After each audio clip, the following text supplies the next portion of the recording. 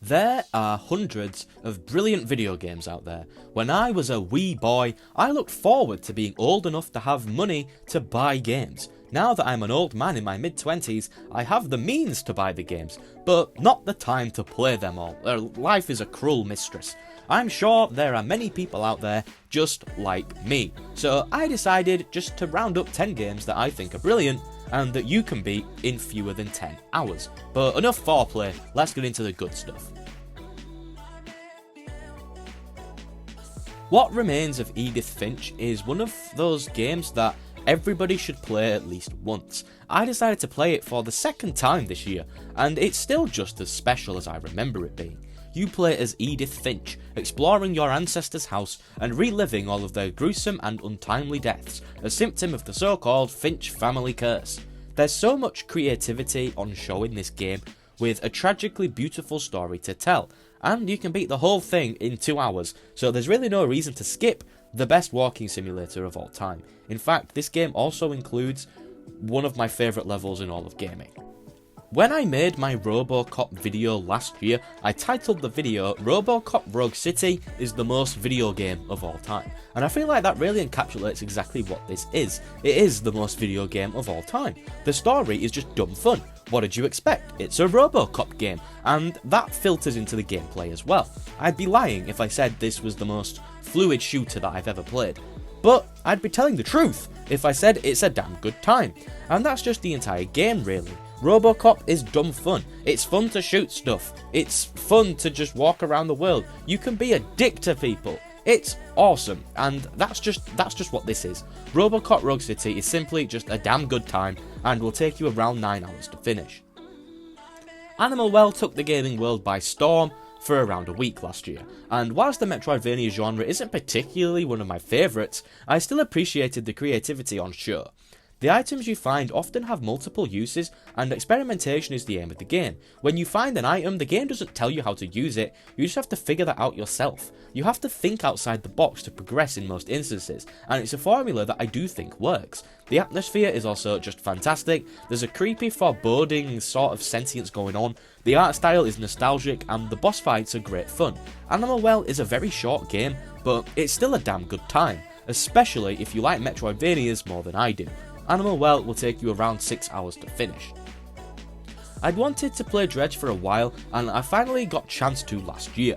Dredge is awesome. You're a fisherman, and you fish, but something's off. Everyone warns you not to go out at night.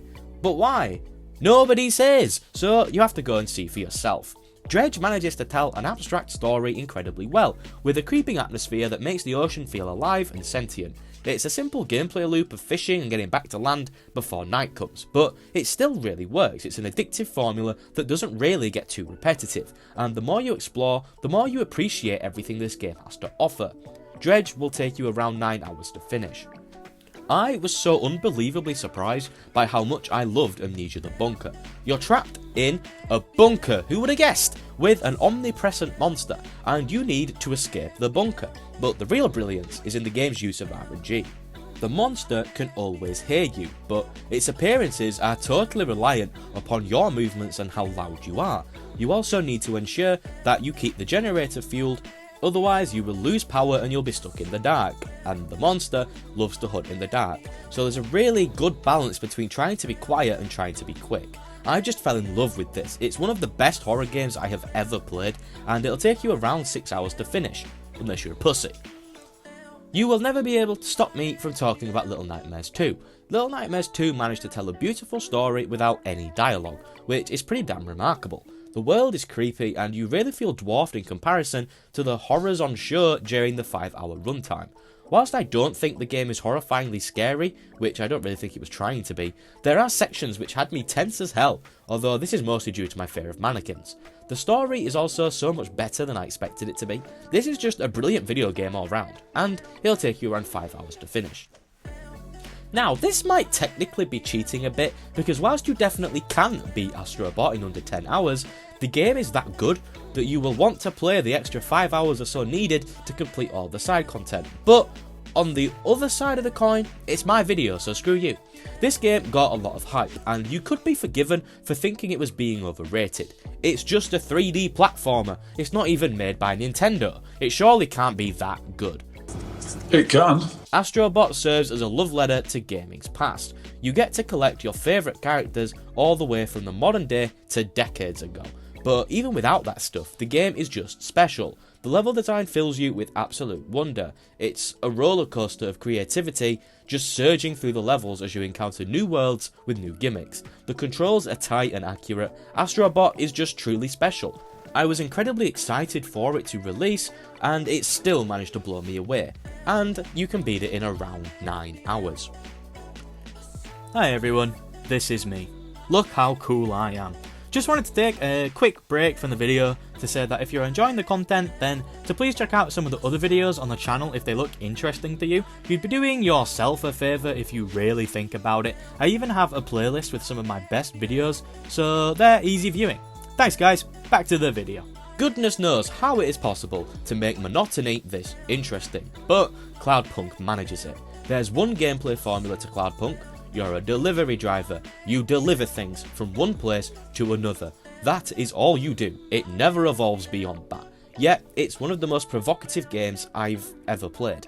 The game utilises the cyberpunk setting to send a message to the modern day player, and it does so in emotional fashion, with brilliant voice acting and a gorgeous art style. This was a real surprise and will take you around 9 hours to finish.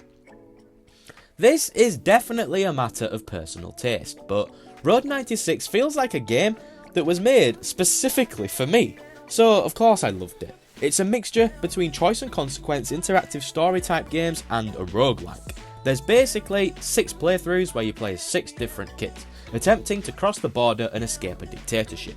You'll experience a sequence of scenarios that are selected from random and have to try and make it through that scenario and cross the border.